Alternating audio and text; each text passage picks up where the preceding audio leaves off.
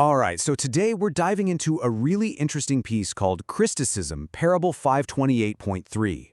And what it does is it takes a seemingly normal high school club meeting and turns it into this huge battleground for a much larger conflict, a debate over the very fabric of society, reality, and what it even means to be an individual. It all kicks off in a pretty ordinary school, but believe me, it spirals into something way deeper. And right off the bat, the story hits us with this central question. It's basically asking, hey, when we talk about diversity, equity, and inclusion, what are we really talking about? It suggests the conversation is about way more than just school policy. It's about the fundamental principles that shape how we see the entire world. So picture this. We're not in some fancy government building or a boardroom. We're in a high school cafeteria. And a brand new DEI club, led by a student named Diesel, isn't just planning a bake sale. Nope, they're laying out a whole new vision for society. And that's when two other students, Evan and Evelyn, step up to challenge it, principle by principle. So the first round of this debate really tackles the big questions, How should we organize ourselves as a society? What's the role of the individual versus the group? Let's get into it. And here's where things really start to heat up. The DEI Club kicks off by saying we need to focus on group identity, race, gender, culture. But Evan immediately counters, saying, whoa, hold on, the real you is your soul, and souls don't have a race or gender. Then the debate shifts to equity, which the club defines as equal outcomes for everyone. The counterpoint? That rewarding merit is what actually pushes people to grow and improve themselves. And this debate doesn't stop there. It spills right over into money and jobs. The club's idea? Total economic sameness, so no one gets ahead. And when it comes to hiring, choose people for inclusion, not necessarily for their skills. Evan and Evelyn push back hard, arguing for free markets and saying, look, you need competent people to make things work. Otherwise, the whole system just collapses. It's a huge clash between enforced equality and earned success. And this quote from Diesel, the club's leader, really lays their endgame out on the table. Drag everyone down into shared poverty. Then it's finally fair. Wow.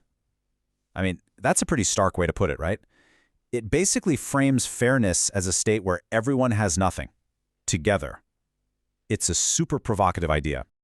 Okay, so after talking about society, the whole conversation takes this massive philosophical turn. We're not just talking about social rules anymore. Now we're getting into the deep stuff. What is reality? What is truth? And what does it actually mean to be human?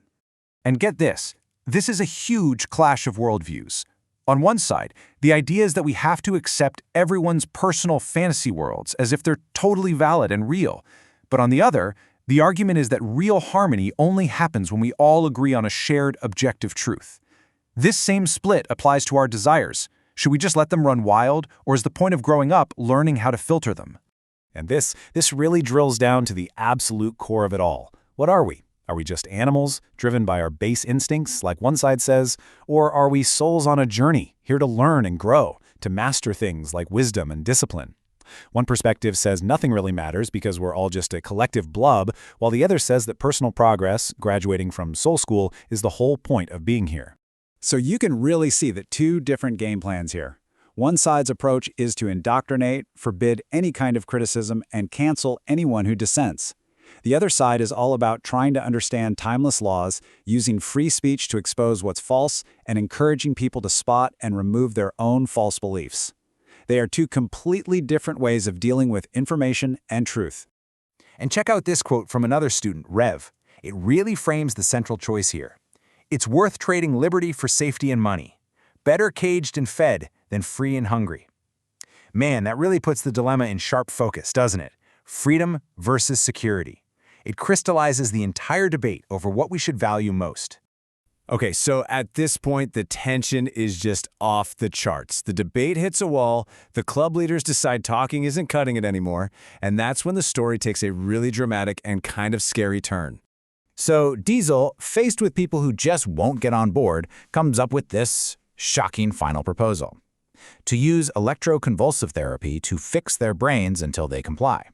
Yeah, at this point, we've officially moved from a debate club meeting to an actual threat of force. And this sets up the climax perfectly. It poses this fascinating question. If your whole system is built on the idea that all self-declared identities are valid, what do you do when someone just declares a higher one? And this is where Evan plays his trump card. It's genius, really. He doesn't fight their logic, he uses it against them. He stands up and says, I choose to identify as the spokesman for the great divine director. As his representative, I dismiss this meeting. He co-opts their own rules to claim a greater authority. It's an absolutely brilliant move. And you won't believe what happens next. The crowd just leaves. Because they've been so conditioned to obey whatever identity is claimed, they automatically defer to the strongest one in the room. Evan declared a higher authority, and their own rules meant they had to follow it. The meeting just dissolves. So what's the big takeaway from all this chaos? Well, the parable doesn't just leave us with the drama. It shifts into its final lesson, explaining where Evan got his strength. And it all comes down to this concept called the armor of light. So what is this armor of light? The parable describes it as a kind of personal force field, but it's not something you buy or find. It's something you build from the inside out using your own virtuous thoughts and feelings. Things like love, courage, and discipline literally weave a protective wall around your soul. And it gives us a pretty straightforward two-step process for this. Step 1, build your own armor, by consistently practicing virtue.